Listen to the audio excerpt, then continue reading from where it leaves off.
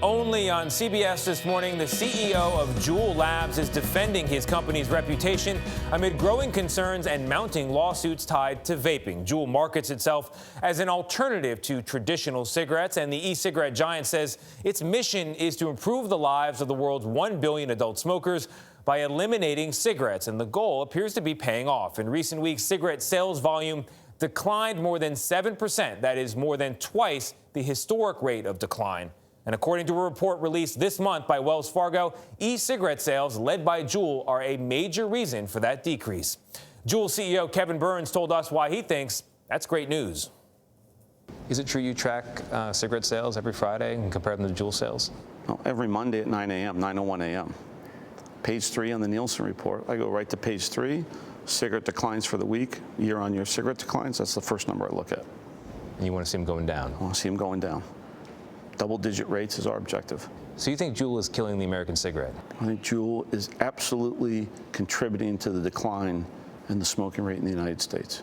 As our share of the cigarette industry has grown in the U.S., we have seen a high correlation decline in the smoking rates in the United States. We're at 3 times the historical average in terms of the decline rate of cigarettes being smoked in the United States. Fair to say you think you're safer than cigarettes?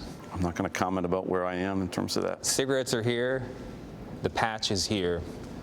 Juul is in the middle? Let's just say cigarettes are known to be the #1 source of preventable death in the world and are at the far end of the stream of that continuum of risk. In 2020, May, you have to file with the FDA and prove to them that you are a net good for public health. Correct. That's taking into account underage use, and that's taking into account the potential benefit for adults. Do you think you can meet that threshold, that Juul is a net good for public health? We think so. You feel confident? Yeah, we think so. The FDA will be the final judge and arbiter on that, but we think so, yes. Yet Juul points out the FDA limits what it can say about potential public health benefits. At one point, following an exchange about product safety, the Juul team had to break from our interview to determine what they could and couldn't say. So what are your studies that you're going to file in just 10 months? What are they telling you about the health or safety of the vapor when people inhale it? Again, I can't give you a relative health. Again, You're restricted. The FDA won't let you. We're restricted. We've tested. We do toxicology testing on all of our product. People say Juul is toxic. Is it? The product or the company? Interesting that you would ask. The product. We toxicology test all of our products. So when people say the long-term effects of vaping are not known, that's true? That's true. That's a true statement. Then how do you sit here and sell it every day? Aren't you selling first and asking questions later? We think we have a product that is legal today, is tested for toxicity, and does not present a risk based on the guidelines of the category today to the American public. But fair to say, if you knew this to be a toxic or dangerous substance, you wouldn't be selling it?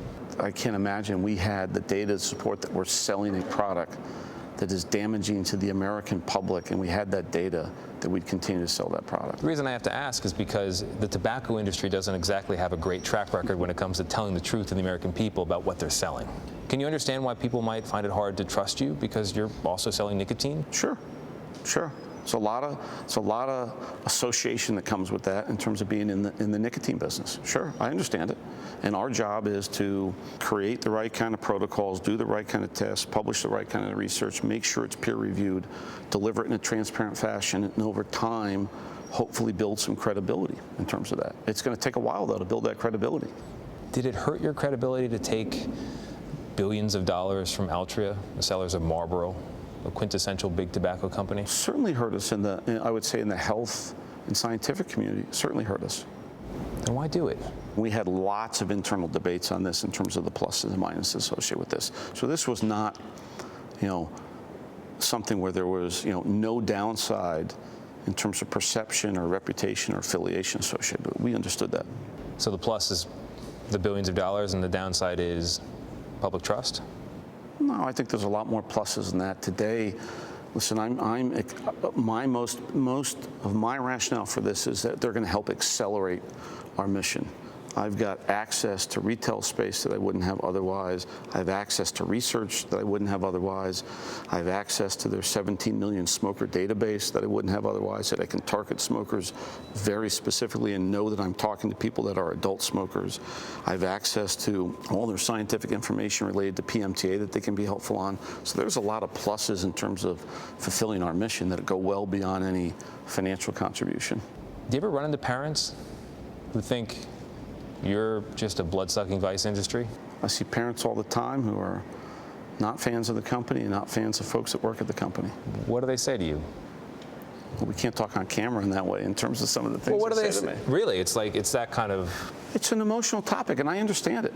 The data I was looking at recently shows that it's not only former smokers that you're converting. Some people are starting Juul, and they've never been on nicotine before.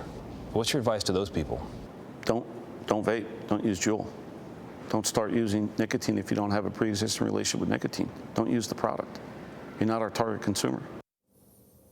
And Kevin Burns even went on to say he making money is not his #1 priority right now. It is getting through that FDA process. And see, you're skeptical. He thinks he can convince the health officials and the country that they are a net good for public health. I hand it to him for even doing an interview with you when vaping and Juul are certainly under attack and being heavily criticized. The fact that, you gave him a lot of time to certainly tell his side of the story. And he didn't shy away from anything that you asked him. I applaud that, especially during this time. Yeah, no, absolutely. And by the way, Juul is going to help pay convenience stores to install that age verification technology. So it should be rolling out. They're trying to do something. It might make a something. difference. Yes.